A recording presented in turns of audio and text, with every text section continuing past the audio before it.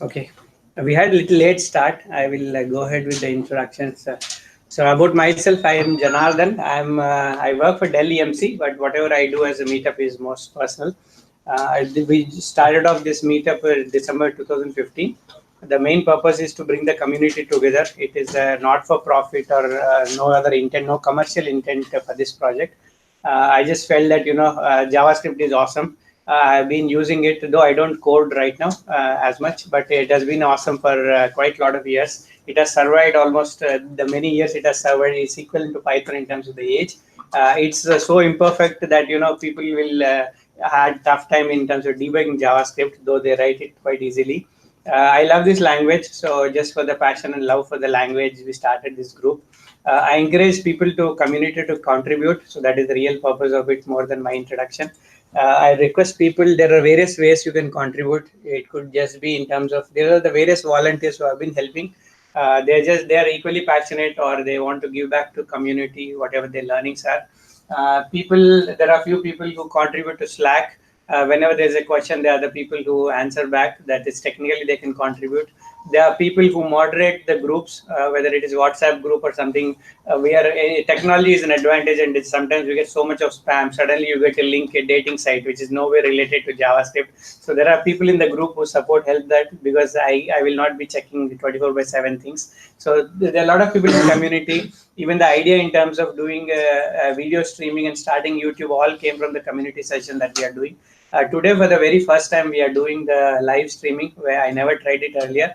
We're just giving it a shot. So all these suggestions come from community. So you could be part of these members who constantly support the community by various ways. Volunteers, yeah, we are looking for somebody who is a YouTube channel lead. If you see the reach of the JavaScript meetup is, we have on meetup.com, we have around 5,800 members from 23 countries. So it is not just restricted to Bangalore. The Bangalore thing, we do more the in-person meetups the way we are doing now. But in terms of community-wise, we have a lot of participation. So that is where we created the YouTube channel. Everything YouTube/C/JavaScript meetup. If you go to what we host, the webinars that we host. Though the live webinar participation is probably 15 to 20 people, but the number of views that we have after that is quite high. That also tells that people do watch the videos that we put. We had done a JavaScript for newbies, so the beginners we have done to bring on board people from Java experience to this. We are right now running a series for data science, introduction to data science, which is the basis and fundamentals for artificial intelligence and machine learning. So like that, you could be even a channel coordinator where you connect with speakers for the international events or even local, and then just ensure that you are doing the webinar series. We need help. This community thing works only when people come forward. So I request people who want to try it out. I have tried it to something by learning from others. If you want to do that, please join in. Slack channel lead. Okay, we can do a lot of groups. We have a React.js group, we have Angular group, we have AML group, we have a lot of groups, but we need actually traction. Traction in terms of, if you are passionate about one thread, say React Native, you are very passionate. You can really keep on posting in terms of what are relevant to it, what are the latest things happening in it, or GitHub repositories which are more useful. You can actually post those. It doesn't cost much. It doesn't take much of your time. Just probably a few extra seconds you spend, whatever you learn. Medium articles quite popular. There are people from the community who are already Medium authors. They post in this group, and I think the community gets benefited. So I'm looking for people who are contributing, who keep the channels live. Numbers wise, we have. I'm not looking for numbers. I'm more looking for content. Slack channel and meetup organizer. So I mostly do it whenever there is no other clash with my personal life. But I don't want to restrict the group in terms of getting benefit just because I have some other personal things. If you are willing to spend a Saturday where host something like this, you can talk to the speakers, get the content, and then review the content to see it is asked for it. You can do that kind of a review work, and also you can also suggest topics. Topics which are current. I may not be abreast of all the web technologies. I am not abreast of all the technologies. I would love people who are actually using it day in, day out, suggest in terms of what are the topics relevant for the community. It could be as good as that one. My WhatsApp contact is this simple. You just send me a message, we'll connect and then do it. A JavaScript meetup, the question that came before everyone came in was, is it only related to JavaScript? There's a lot happening in JavaScript and the frameworks and technologies, but we are open to do anything other than that also. but anything related to web technology is welcome. We do it. Upcoming meetups, yeah, I think normally we won't know when is the next meetup going to happen. As I mentioned earlier, the three things, right? Venue, somebody should be hosting us. It's a free meetup, so somebody helps us out in hosting the way Citrix has done this time. There'll be a speaker who comes forward and says, yeah, I can share this knowledge with the community. And also sometimes topic itself is a rare thing because we know a lot of news happening in certain areas, but the thing is, we may not be able to capture right topics. I want suggestions from the community coming up here. So we have actually meetups lined up. One is happening in Tesco, which will be happening next month. This one, yeah, it's a week from now. Then we have June 8th, we have another meetup thanks to Green Bubbles. Green Bubbles is going to host us. They have a space around 50 members. They are going to host us. We are going to talk about JS testing framework. And we have a speaker ready and the topic. He is a founder and CTO, Shubh Jain. He has come forward. He does a lot of things on the data science, the company in financial domain, does in data science. He is willing to speak. If you know a company which wants to host such an event which is related to data science, please let me know. It's just a WhatsApp message. You are helping the community overall. I think we are looking for space. If you know some space, somebody can host us, please let me know. We are also running a series. We had done artificial intelligence, machine learning a couple of months back at Dell EMC. There was quite an overwhelming response. And if you see AML, though it looks quite attractive, it needs fundamentals from statistics, mathematics, and data science. It is the foundation layer. If you directly jump to machine learning, it's very less. You will find it more mathematics than programming. So that is the real thing. So that's where we saw a larger need where people wanted to do. So one community member, Shiv Narayana, who did the last session, he was willing to do a webinar series. We are doing it on YouTube. YouTube, we go live streaming with the chat support. People can ask questions using chat. We are doing it fortnightly Sunday 3 p.m. we do it. We have already started with the fundamentals. We are doing it tomorrow. So if you want to join or if you want to let others know who wants to join, you can do that. So if you see, everything is community driven, right? Shivanarayana came forward. He has his deliverables, of course, at his project, but he's sparing some time to really do this. This is all community contribution coming forward. Yeah, we covered so far. We finished till tea break. Anything from Citrix you want to talk about in the event? Okay. These are the various avenues and links in case you want to do. We are almost everywhere. We have a meetup group that is the largest one that we have, and we have a YouTube channel. This is the URL. And if you want to join Slack, this is the shortened version is tinyurl.com/JS Slack. We have a lot of members, but we want to participation. And we have a GitHub repository, not used much. I think this is quite underutilized. If you have any libraries where you want the community members, as I mentioned, right, if you want somebody to test your libraries and use it and give review feedback, GitHub should be the one that we should. We primarily moved to Slack because the integration with GitHub is great. And it has a lot of, otherwise WhatsApp is the most popular one. We always hit the max. There is quite the most active group is WhatsApp, but due to constraints in terms we cannot share code or review or connect Google Drive documents. That's where we started out with Slack. If you want to contribute something, a repository or Git library you want to share with, please do. Or to Patra. Thank you. Any questions? Any questions, comments?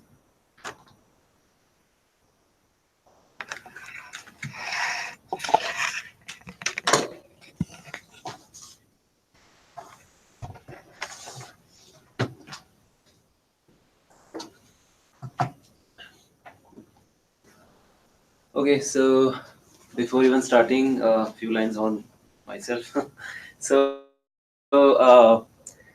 Myself, Patro, currently I work for Target. So I work as a full stack developer over there, and then I work on different technologies like the JavaScript frameworks like React, Angular, Node, Ionic, what else? So we worked on the Java also, because full stack, so no stopping. So whatever a team asks. So I work on mainly. So my strength is mainly on the Java script related technologies, but I do work on the Java side as well and the native Android development and things like that. So I have around more than 10 years experience now, and I'm talking in this meetup thanks to Janardhan, I think from past 2 years. So I'm not sure this is what number of talk mine is, but yeah, I have talked a lot in this meetup.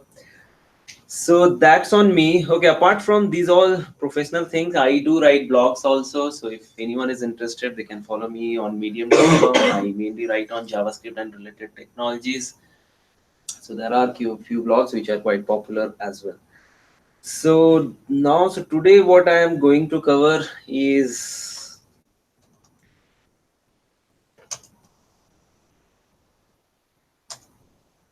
introduction to gestures in React Native. So it was a pretty good previous session was pretty good on Redux.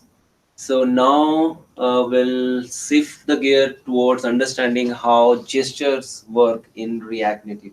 So React Native, as we know, it's pretty popular library now to build mobile applications, cross-platform mobile applications. Then obviously we know gesture has a main role to play, be it any application, right? Without gesture, we cannot think of a mobile application.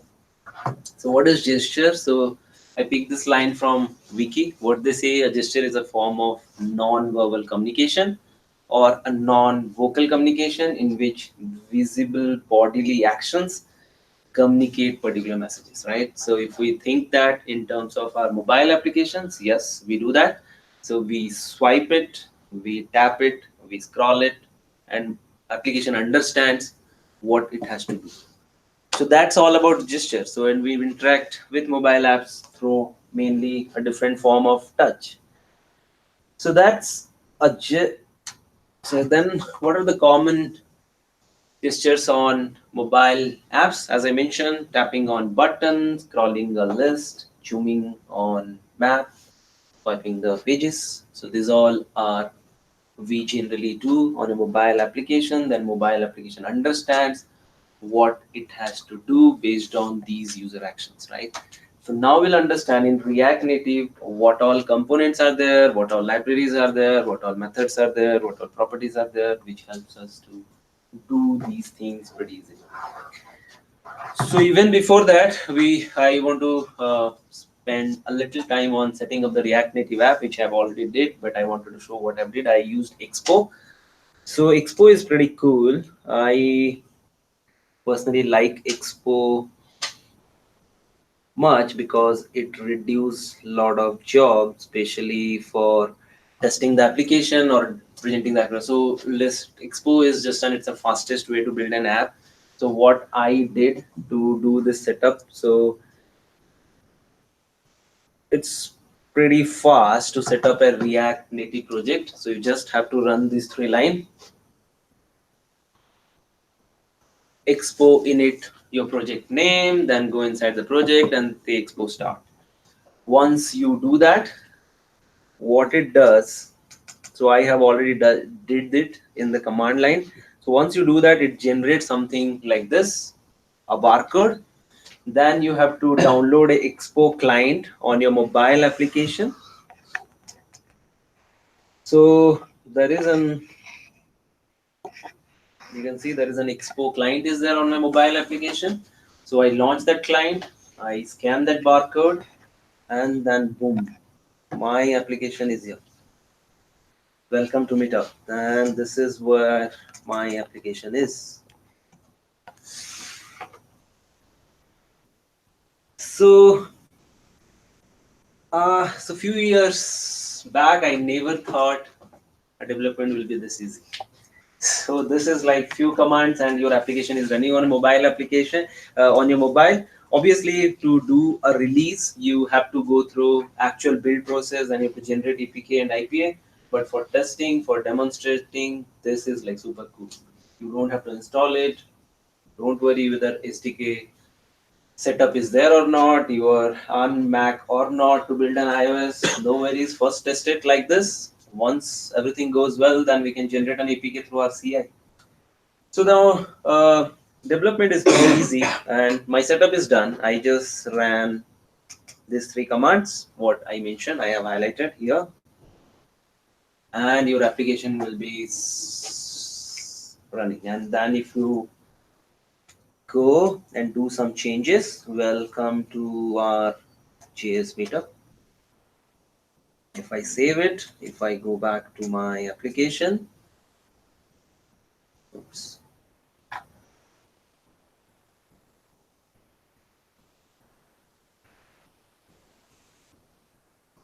Connection.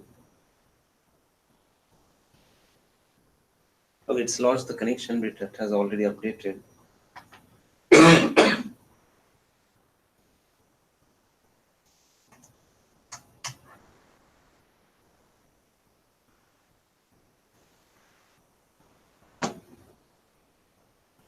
Okay, meantime, okay, it came up.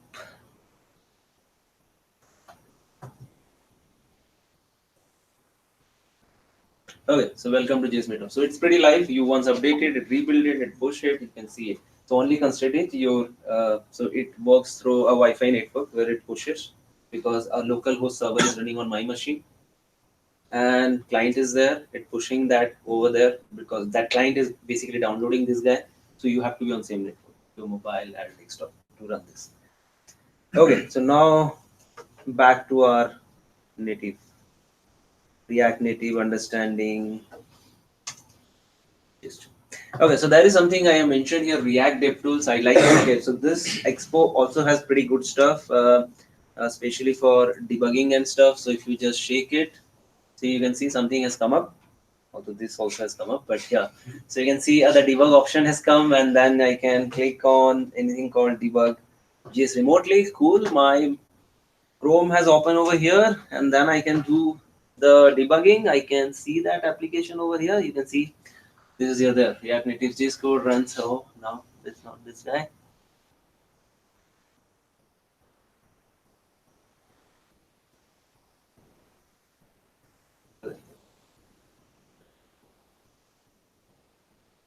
Okay, we'll find it out, but somewhere it will be there. But yeah, you can debug that within this guy. So that's also pretty cool. Then shake it back, and then I can say, so when I shake it back again,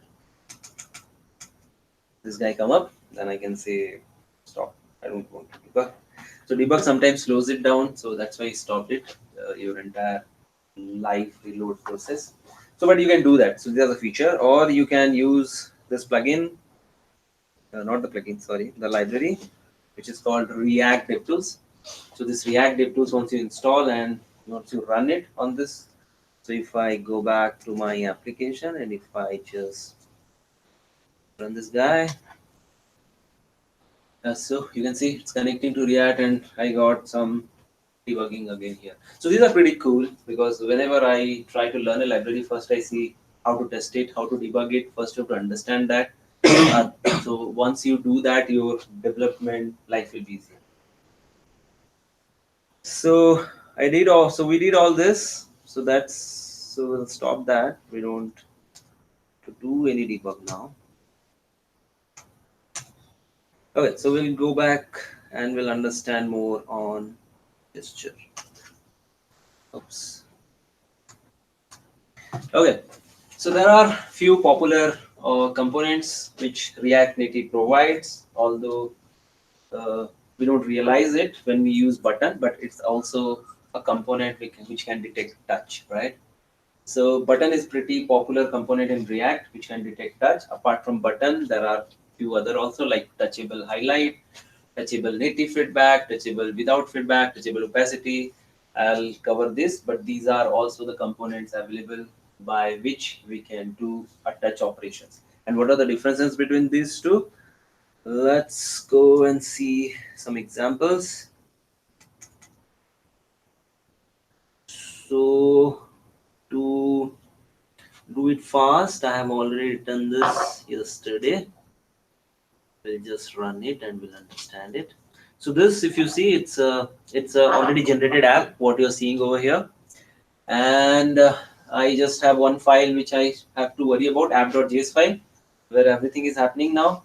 And if you see, I have a view, line number 7 to line number 14. Inside that I have a button. On that I have an on press prop, which will uh, fire when someone press the button. and I'll get an alert. Good. Nothing else is happening on this. So I'm showing a first easiest gesture detecting component in React Native is button. So if I save this guy and we go back to our application, I can see a button called Trace Me, and when I click on that, I got a message saying welcome to Meetup. Which is the first basic React Native component by which we can get to know some touch. Okay, so now we'll proceed further. Now we have something called touchable highlight, which I mentioned. We'll understand that what exactly difference between that and the button. So now I have not saved this guy. Before that, I want to show when I click button, you can see this button.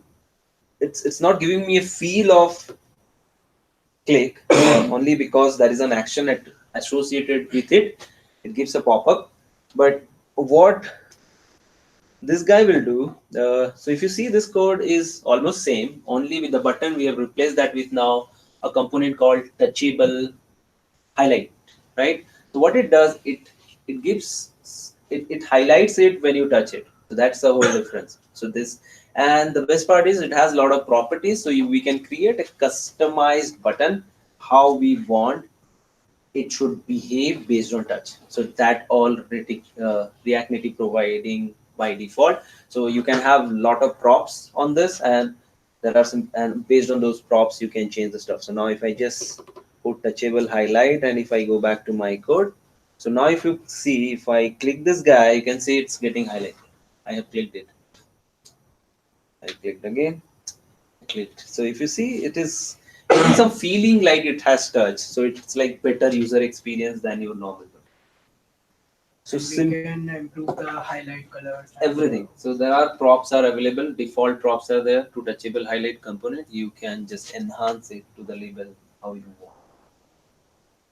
So similarly, now let's go and see one more interesting one that's called touchable opacity, and this get used most. What I have seen, I have used it most. I'm not sure about others, but I feel this used most, the touchable opacity. So what it does, it just brings down your opacity of that button and then brings it back. So it gives even a better feeling than a touchable highlight. So if I just save it, go back and run. So now if I click this guy, you can see it's not dark. So the previous one was just making that entire button dark, but this just lower down the opacity. Again, we can play around this opacity, and there are a lot other props. You can just change the button's look, feel, the way it has to behave on touch, and everything. So these are the like basic touch support which React Native provides with a lot of prop options. So if we go back to our slide, so there is something called touchable without feedback. So we want something where we don't want a feedback at all, then we can use that guy, touchable without feedback. I don't know. And there could be some very specific case to use it. Otherwise, I don't find a very good use case to use this guy. Okay, so that is now a very popular props which used mostly with any touchables or button is on press and on long press. So you can differentiate between your on press and on long press by just having two different props on your button. I have it here on press. Yeah, it's there. So you can see in my code there are two props are there. One is on press, one is on long press, right? So if I, so what I'm doing on press, I'm just changing the count to 1, and on long press I'm changing the count to 10. So now if we go back to our application, and if you see, I just, oh shit. So if I just touch it, it just increment to 5. But if I do a long press, it make it 15. So now it detects automatically. So these are like already inbuilt in React Native. We have not done anything specific. We just use the component and we added two props. So now it's detecting what is long press and versus what is just a press.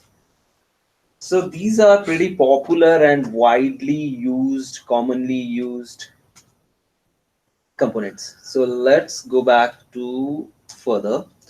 Okay, so there are two more components, which is again not very widely used like this, the buttons, but still a lot of application use these two guys.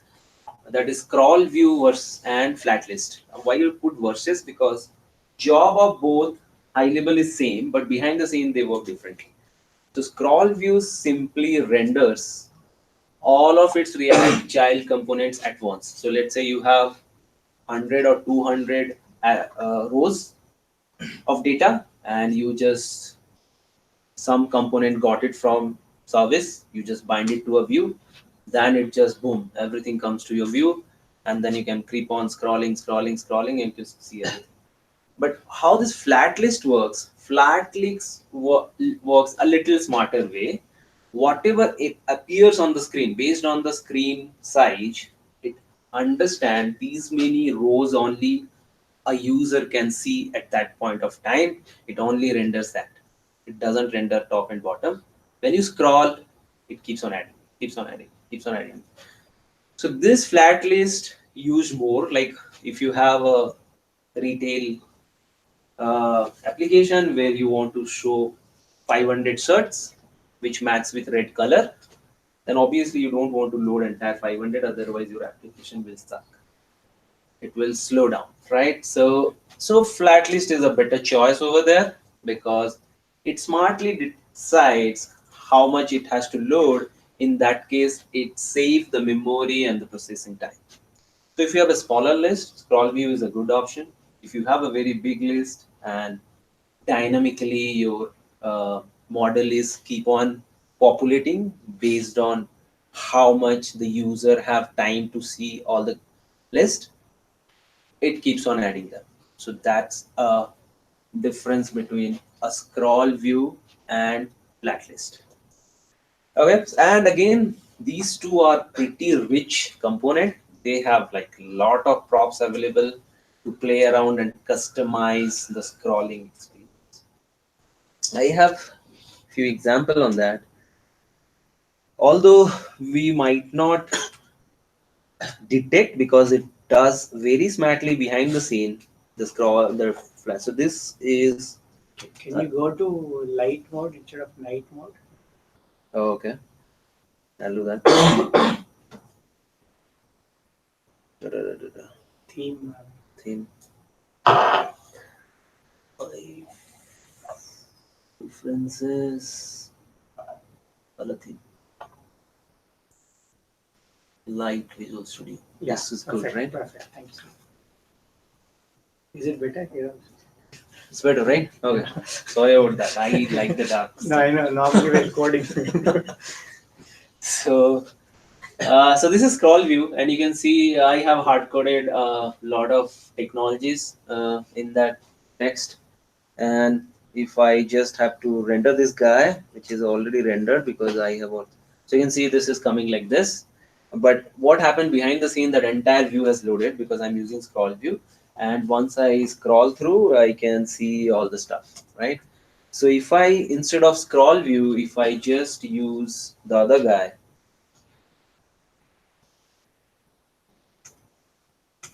this, let it be dark. It's my secret.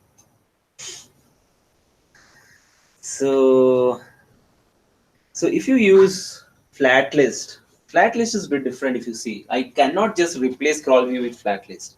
That way it doesn't work, right? So FlatList works. It have a two props which majorly people use, or FlatList to work. Those two props are necessary. One, what data you need, that data you have to supply, and then you have to say a render item is a prop, and you have to say some those item dot key. I mean, because I have put as an object where the key has a value. So item dot key I want to render. So it will go through that entire list of your array of data which is there, and then it will only render whatever it based on the screen size, right? So the same application, if I save this guy and if we go back to our application, see it still looks same, still feels same. You will not feel it's suddenly creating rendering, because that smooth the React Native does behind the scene. But what happening, it's suddenly creating those elements when you start scrolling the stuff. So that's a major difference between our scroll view and our flat list. So there is something called section list also, which I have not mentioned over here. So section list, let's say you have lot data and you want to put in a proper section way. Like let's say I want to put a section based on alphabetical order. A technology is all related, start with A, technology all starts with B. So it will come in that order. So in those cases, even we can use section list. So till this point, any question, guys? So I covered all the touch stuffs we call touchables, and then a way to scroll. So okay, so this you can use to do a horizontal scrolling also. So I did a vertical scrolling. So there are props available, which you just put it. Now it will be available for horizontal scrolling. So that's about a basic gestures. Now let's go to a little complex. Yeah. I want to implement some custom gestures. Like I want to detect when I'm scrolling, swiping left to right, right to left. Yeah. Like minus X to X, minus Y to Y. No. Whatever, I got it. Okay. Some complex touch you want to detect. How I can do that? My next slides will follow that. So I'll answer that question. Okay, so next is something called gesture responder system, which a React Native's internal system, which they have exposed to use also. So this is the internal system, how the React Native decides what touch has happened, if scroll has happened, zoom has happened, things like that. Right? So this a responder system manages the life cycle of gestures in React Native app. So this is a system which React Native guys has built, which manages the entire life cycle, what is happening around touch. So we know, right, a touch can go through several phases. Like the application needs to determine if the touch is tapping, or it's a scrolling, or it's a sliding, or multiple finger has been used for the application. So all this has to be identified. Like those are complex scenarios now, right? And how the each component will behave. Like so when we write a React Native application, it will have lot of components, right? You will have your parent component will have a lot child component. Then because with routing you might be switching from one component to other component. So it's like lot of components, and when you are touching somewhere in that page itself, there could be multiple components. Now the question is how you will decide each component want to do. So let's say I have a component A, which is parent, I have a component B, which is child. So components is logic is, if I want a tap, if I touch it, then it has to respond, it has to show something. But component B says, when you touch with two fingers, I'll do something, right? So this, like when you're doing it, both the components are listening, but you have to configure them in such a way so that both can work independently based on what touch has happened and how these things work. So these all comes under gesture responder system, and we'll see that. I'll show you one example how we can do that.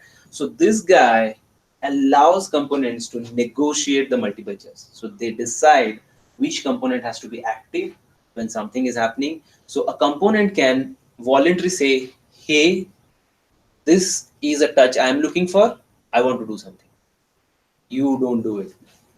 So then the other component will say, no, this I want to do it, I have a priority, so I'll do it. So those all kind of thing can be done.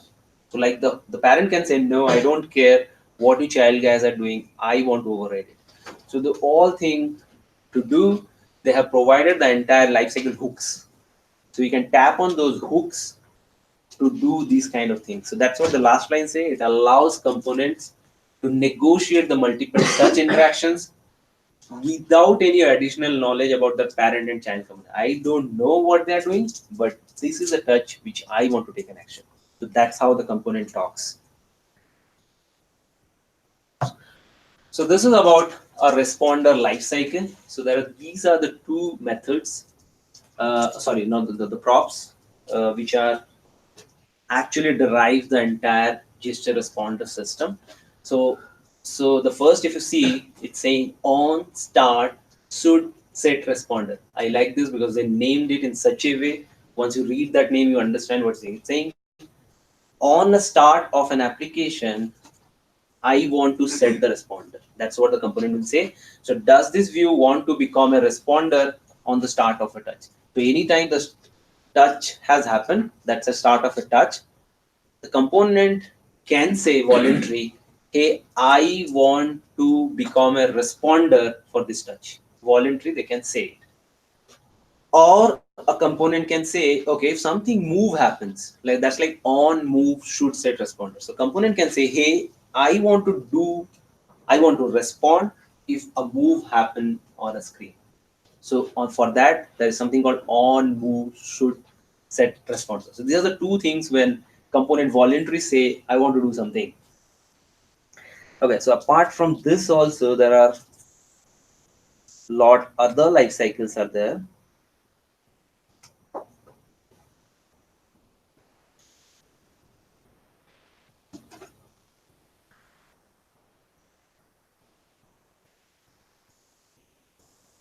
So if you see, and these are nothing but so these you can have in function and it can return true. Once it return true, that means it will respond now.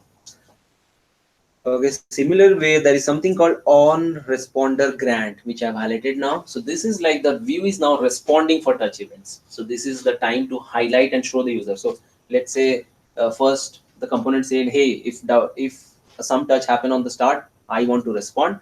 Once that has happened, then it will say on responder grant. This is a event which will get fired, and in that event, you can say to the user what might happen now if you do like this and things like that. And on responder reject. So something else is the responders right now, so will not release it. So that is like your responder got rejected. Now someone else has taken over. So now this event will get fired. So you have to do some code. Uh, you can do some code because now the component released from responding. The other component take a precedence. So these event will happen. So like this, there are other common events are there. When you move it, this event happens. That's called on responder move. When you release a touch or some gesture, this event will happen on responder release. Similar like that on responder terminate and request. So, and this event object will have a lot of properties. It will have where it has been touched, what is the location, what's the page, which is target, timestamp, how many touches, all those things we get in this EVT, the event object. So now let's go and see an example and see how it works so that we can be more clear. Now we got to know, okay, there are a lot of events are there which a component can hook, and on those events, they can voluntarily say, I want to respond. So that's the whole gesture responder system is. Gesture responder system is component says I want to respond on certain conditions. Okay, so now I have written a very small application for that, and I'll explain it first what I'm trying to do. So if you see my render method, so I have a view. Inside that I have a component called multi-touch, which is my custom component. I am using touchable opacity, which is nothing but a button kind of stuff will come, right?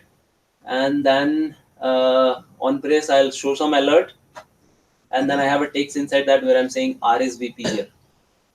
Pretty good. And then I have a multi-touch. Okay, so this is my multi-touch component. If you see on this component, this is what is I'm using, right? So this is a lifecycle event on stat should responder. So this will get fired automatically when someone click on that component, right? And then I can decide when I want to take over. So there is some condition for that. So I'll get to that. And before that, what I'll do, I'm just commenting out and we'll see how it's working without these first. Okay. Now if I go back to my, okay, so this is a box, blue box, where I'm saying RSVP here. If I click on that, it's saying RSVP done. Okay, and that's what I have done in code. It's pretty simple, right? So if you see, this is a line which is doing that. So I have RSVP here. When I click on this on press get called, and I have an alert which says RSVP done. Cool. So I have one more alert on top of that. That's like my own component, and where I'm seeing multiple touches detected, right? So now if I click with two fingers, so I'm clicking with two fingers now. Oh, sorry, my application is not sure. So I clicked with two fingers, but still it's saying RSVP done. The other part is not happening. Because what is happening, every time by default, your parent component will be responsible to respond to the gesture events. So my parent component is the app.js app, that's class app, and this render method is my parent, and inside that render method multi-touch is my like child component, right? The child doesn't have right, parent have rights to override child, we know that, right? So so that's happening here also in programming world. So now what I'm saying, now in the child, they are listening to these events now. The child is listening to an event called onStatShould_responder. That's like my native gesture event. And on that event, I'm getting this event object. On that event object, I'll get how many touches has happened. If the touch length is, okay, number of touches you can see I have configured to 2. So if the number of touch is 2, I'm returning true. So that means the child component that's like multi-touch is saying to the application, hey, if this condition happens, I want to take over. Done. Okay, now I'll just delete this, comment this guy. First we'll see how it's going with that. Now if I go back to my application, I did a single click, I say RSVP done, I do 2 click, nothing happened. I even didn't get that. What happened? The child took the control. He say, I want to do, I'll respond to this, but he didn't respond anything. He just say, I want to do it, and he left it. Okay, so that's what the code is doing now. So code, what it's saying, I want to take the control. If there are number of touches 2 at the same time, return true. Then parent says, okay, you do it. So that's why parent didn't do anything when the 2 touches happened, but child didn't do anything after that. So what he has to do, the child has to do this 3 line after that. What this is, on respond release. So when that pop-up is coming, when I'm lifting my finger, so that's considered touch, right? When you touch it, that's like your long press. When I just touch and take it out, that's like you just press it, right? So on responder release. So when a release happen, I have to do something. So on the release, now I'm calling the on press method, and now this on press method will actually alert me this guy, multiple touch detected. So now I should see this alert. Okay, so now single touch, RSVP done. That's the parent is doing. 2 touch, multiple touch detectors. This is what child is doing. So this is how the gesture responder system works. So gesture responder system is nothing but all the components negotiate between themselves when they want to respond. That's how they work, and it was a pretty simple application, but you can build a hell lot complex application with the same mechanism.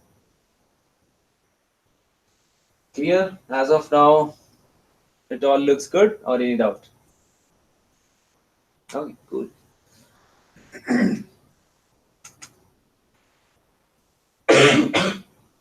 So now, yeah, so similarly, there are on the move. So we have not done anything on the move. We'll do that on our next slide. So like you can do on a move, we use this guy, release. So on the release, we call that on press, right?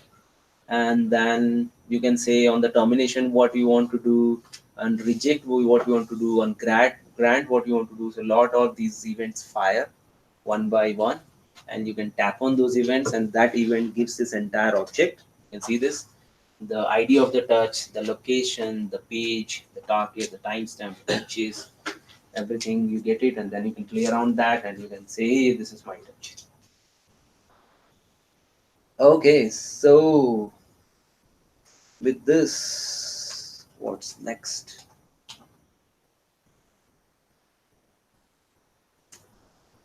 Okay, so the pan responder. So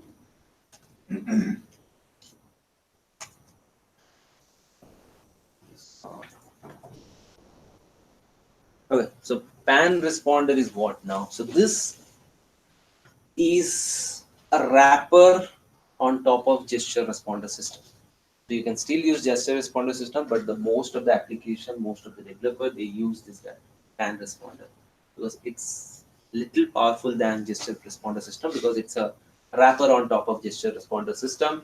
What it does, it makes a little easier things. So it reconciles several touches into a single gesture and can be used to recognize simple multi-touch gestures.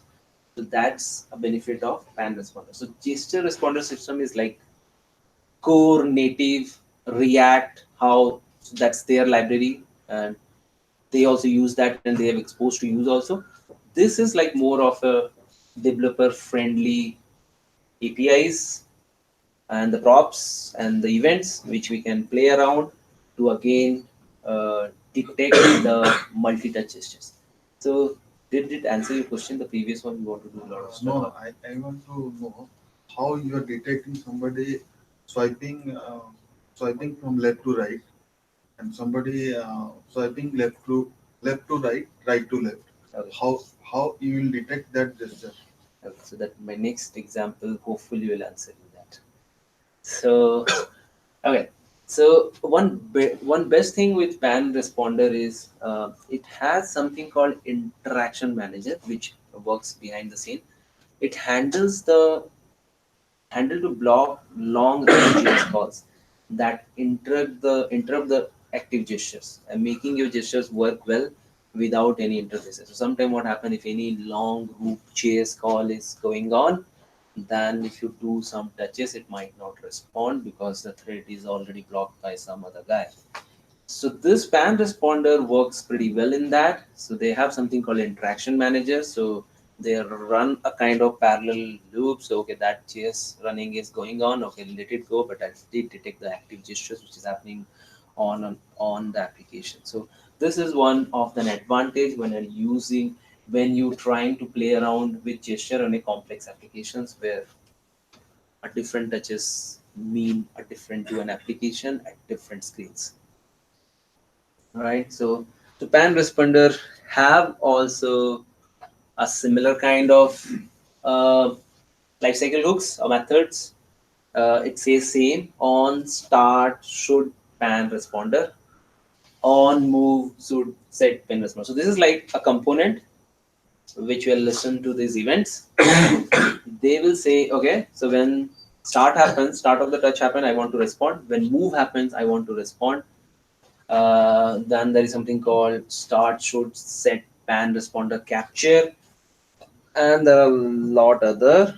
I'll just open pan responder page so you can see.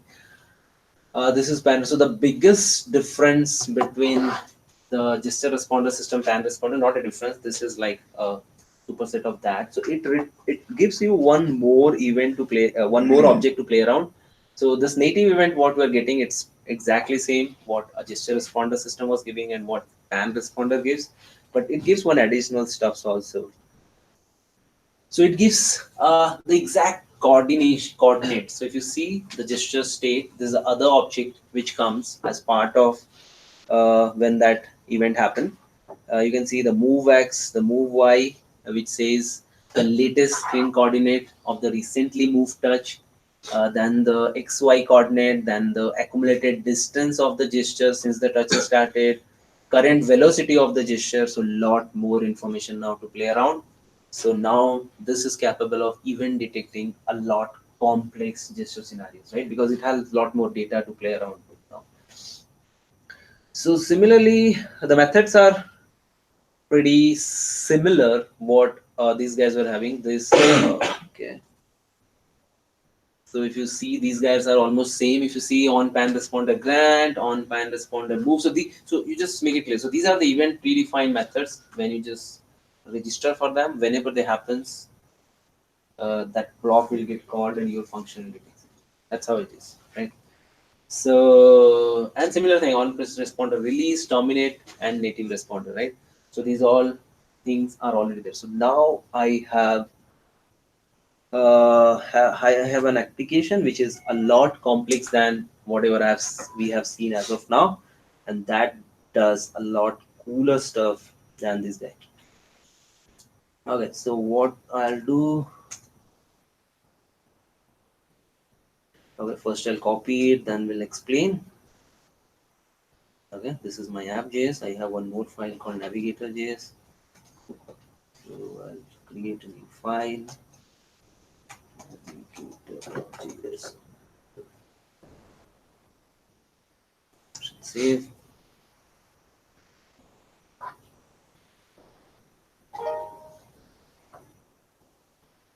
Slide, I lost the connection. The application is not coming up over here.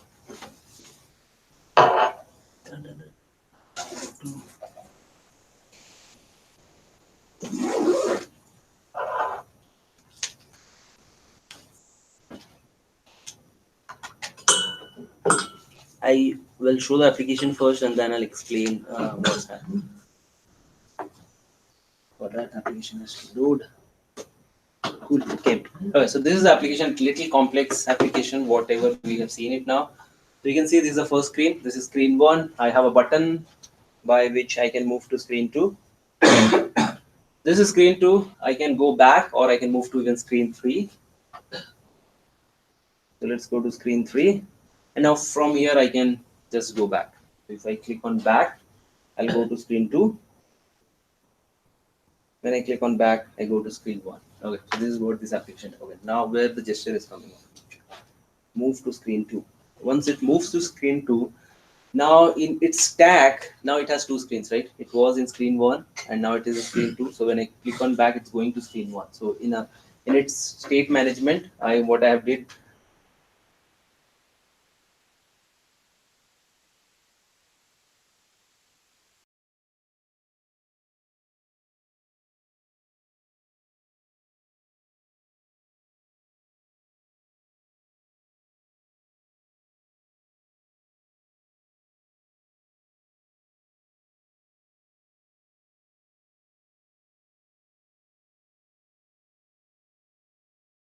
to I'm going to go back. How? Now we'll see the code.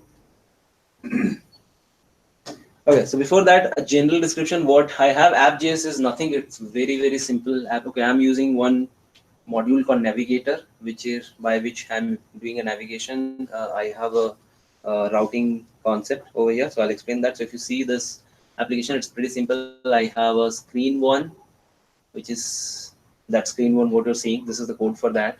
It's pretty simple. A text view and button is there, nothing else. And when on praise, I'm just calling this navigator.push so that I'll go to a second screen when I click on that button, right? And then similar, I have a screen 2. Again, on the press of that button,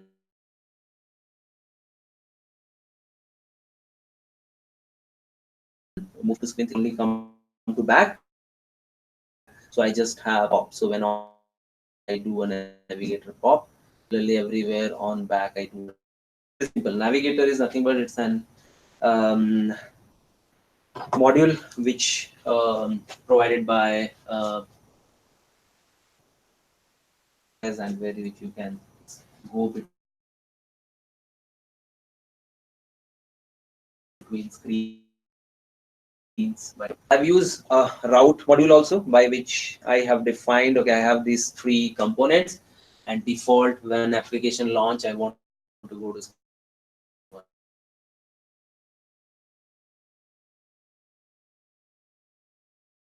So these are like styles, nothing. The logic when we're deciding how much has been swiped, right? So if we fall back to our application, if you see this, if I go to move to screen and if I swipe this much, it doesn't go. If I swipe more than 50%, it goes. So there is a logic which I've written.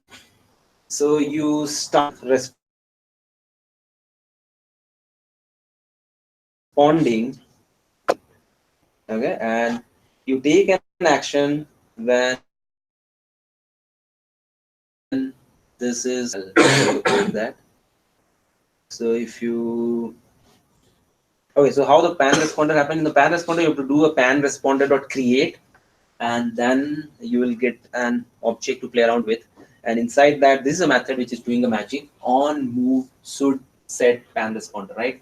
And as I mentioned, this will have two objects. One is event, one is gesture state. Even so, if you see, I have not used a gesture state object in use, but still I'm able to achieve it. So if you see what I'm doing, first I'm checking, is it a first screen, right? Because first screen, there is, you can't swipe, because from first screen if you swipe left, that's like your first screen, there is no screen to go back. So from second screen onwards, you can do a swipe and you can go back. So I'm first checking, is it the first screen? So that anyway my state management are doing it, redux stuff. And then I'm checking is far left. So how many far I am from the left my touch is. So how I'm doing it? So this event object will give you something called pagex. So I'm checking this pagex. Pagex has to be if it's, so you can say I'm considering that entire width of this device of 25%. If it's less than that, it's like it's far left. Okay, so if it's not a first screen and is far left is true, I am saying okay, true. So now if that condition happen, then only this component will raise its hand, will say hey, I'll respond.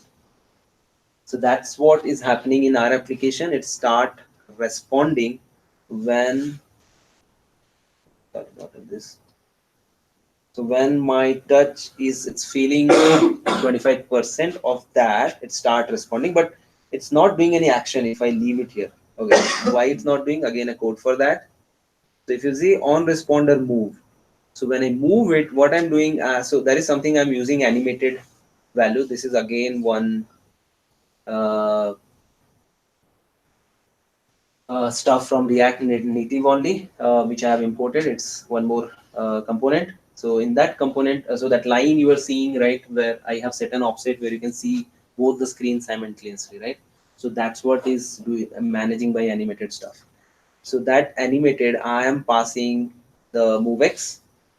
That's what is happening. So that's why when I scrolling, based on that movex, that animation is happening.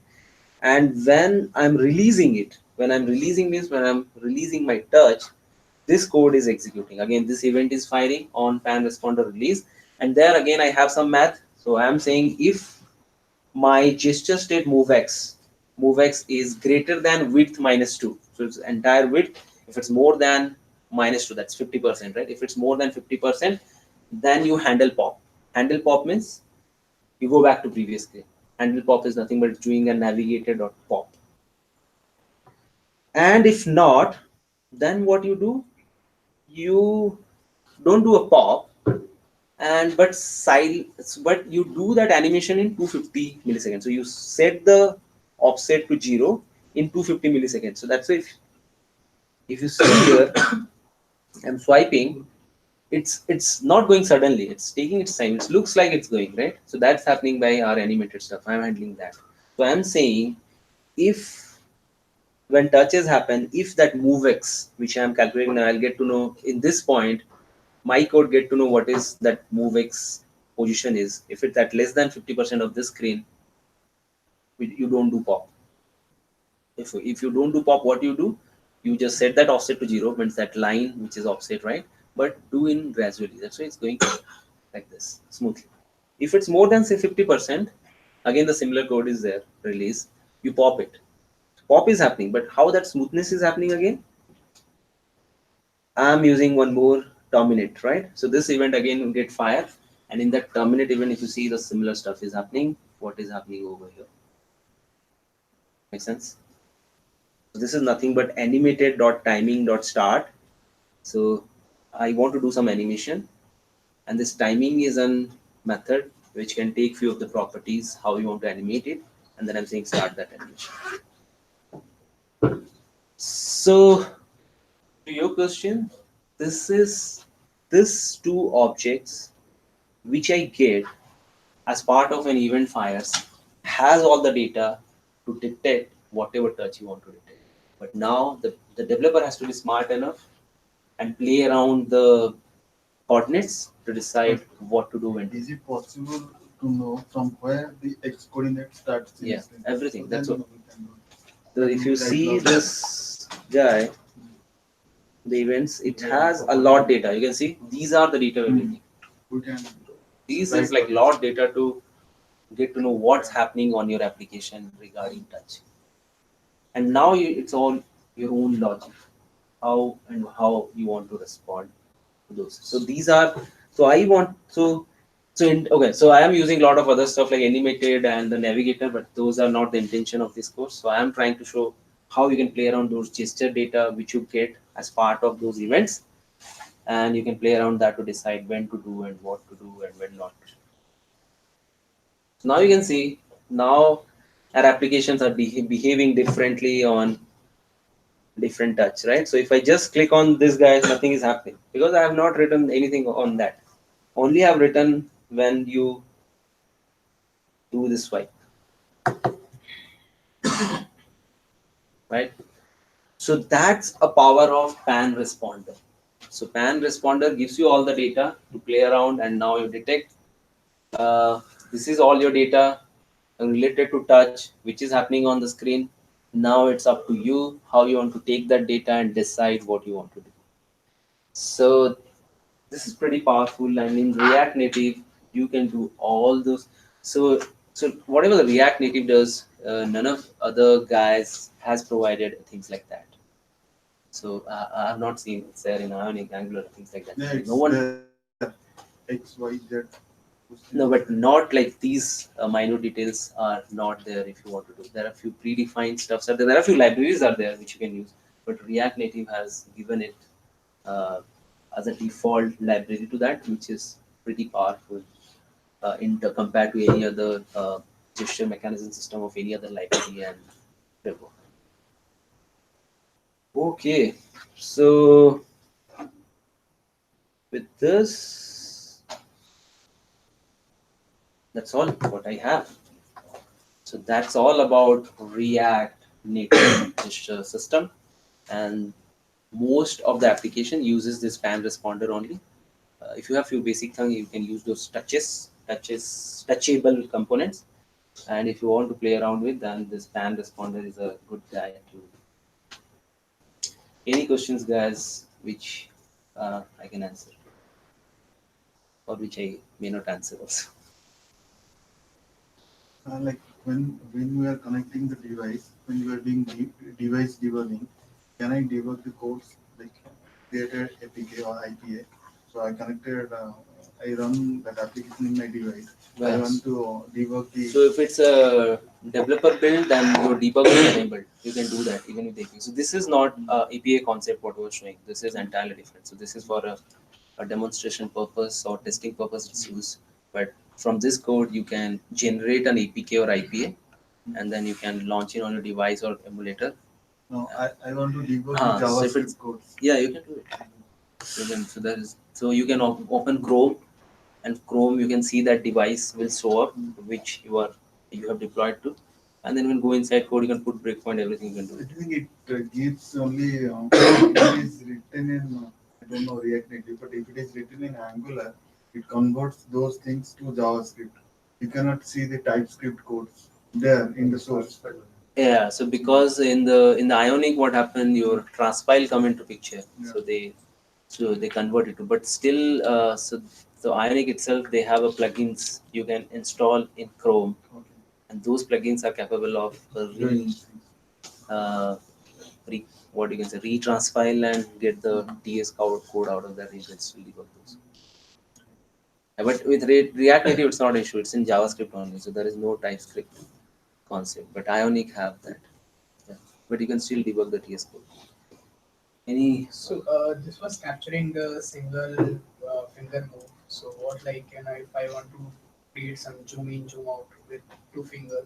Yeah. So it detects. So in my previous example, you saw right. I tapped with two fingers, Okay. and then you get to know. So there is a component called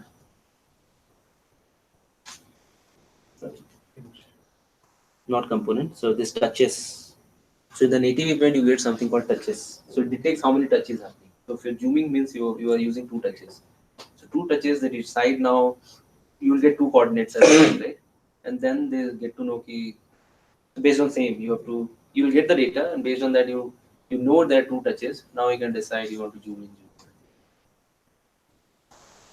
They have all the So data. whenever building such gesture responding system, so first we should track like what is happening on our touches, and based on that tracking, we should try to. Yeah, so if you are in a debug mode, you can put a breakpoint or you can log this event object, and then you can understand what's happening. You can do a continuous log and you see how it's moving.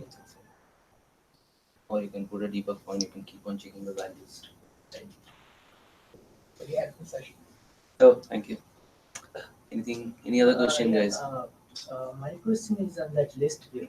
Mm-hmm. So I have some experience of using that flat list. Mhm. What I experience is if you closely see, if let's say you have 1,000 products Mhm. and you are rendering using a flat list. Mhm.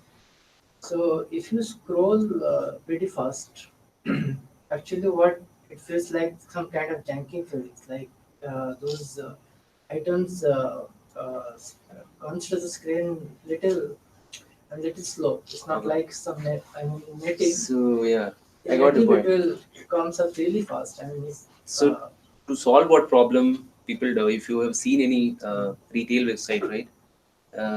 When you scroll, so generally those janky happens because the text can render fast, but image takes time to render it. no, what I just want to add to this. Yeah. So, if you have recently watched their kind of P architecture, they actually talk about the same yeah, point. correct. So what happens is when you have a huge list, if you scroll fast, Yeah. the items appear after a few seconds, right? Yeah, So that that's is because of- happened. I get it. I mean, that's happened because it communicates through the bridge. So that communication takes some time to get that data back and re-render everything. So basically your So- JavaScript thread and So your UI in thread terms of also- that, okay, data stuff anyway, network and all that can slow down. If you have data also on your application now, and still if you render, the image takes a little longer time to render than a text. So in those cases, what a better design is, you should have a default image, which will be like lighter weight. Like if you see any Myntra or Amazon, they have a default logo. If image doesn't come, at that point you just see their default that logo.